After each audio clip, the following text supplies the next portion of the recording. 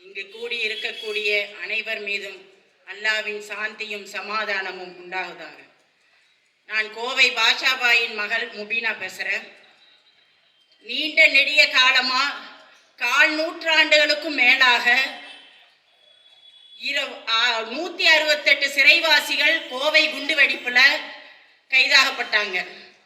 அவங்க எதனால் கைதாகப்பட்டாங்கன்னா 1997 நவம்பர் 29ஆம் தேதி 19 இளைஞர்கள் சுட்டுக் கொல்லப்பட்டு முஸ்லிம்களுடைய சொத்துக்கள் ஆயிரக்கணக்கில் சூறையாடப்பட்டன.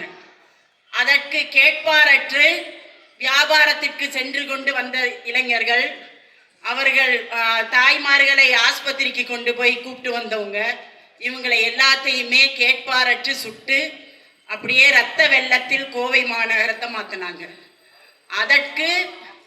அதற்கு பின்னணியான ஒரு கலவரம் தான் பிப்ரவரி மாதம் நடந்த கோவை குண்டுவெடிப்பு வழக்கு. ஆனால் அந்த நவம்பர் கலவரத்தில் சிறைப்பட்டவங்க யாருக்குமே அந்த 120Bங்கிற அந்த சதித்திட்டம் அவர்கள் மேல் இடப்படவில்லை. மற்றும் அவங்க சிறையிலேயே இதுவரைக்கும் தண்டனை காலத்தை அனுபவிக்கவே இல்லை. அவர்கள் உடனடியாக விடுவிக்கப்பட்டார்கள். ஆனால் அந்த கலவரத்துக்கு ஒரு மாற்று கலவரமாக செஞ்சவங்க கேட்பாரற்று நாதியற்று அதில் பாதி பேர் இறந்தே விட்டார்கள். இன்னும் இறக்கக்கூடிய நிலையில் வயோதிகத்தில் சிறையில் இருக்காங்க. அதில் என் கணவரும் அந்த 15 சிறைவாசியில் ஒருத்தர். பாஷாபாயின் மருமகங்கிற ஒரே காரணத்துக்காக திருமணம் முடித்து 5 மாதத்தில் 5 மாத கர்ப்பிணியாக இருக்கும்போது என் கணவர் சிறைப்படுத்தப்பட்டார்.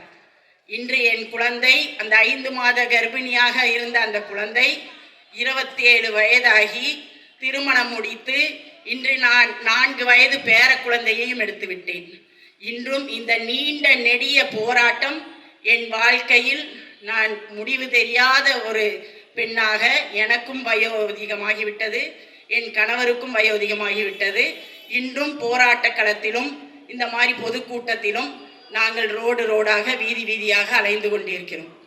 ஏனென்னா இந்த திமுக அரசு அதிமுக அரசுன்னு ஒவ்வொரு அரசு ஆட்சி அமைக்கும் போதும் எங்களுடைய கோரிக்கையாக மீண்டும் நாங்கள் கொண்டு போய் சிறைவாசிகள் விடுதலைன்னு ஒவ்வொரு ஆண்டும் அண்ணா பிறந்த நாளப்போ கணக்கெடுத்து அனைவரும் விடுதலையாகப்படுவார்கள்.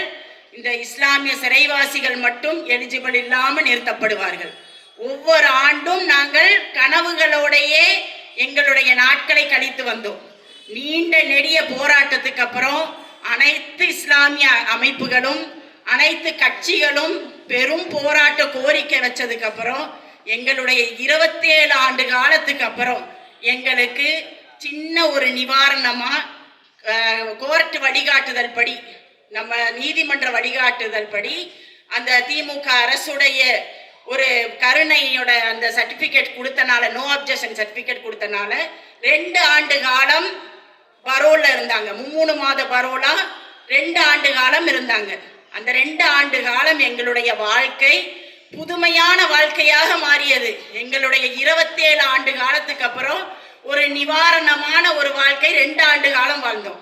எப்படி வாழ்ந்தோம்னா, நாங்கள் பெண்கள் மட்டும்தான் எங்கள் குழந்தைகளுடைய கல்விக்காக இந்த சமுதாயத்தில் பெரும் போராட்டத்தை கண்டு இந்த குழந்தைகளை வளர்த்தி வந்தோம்.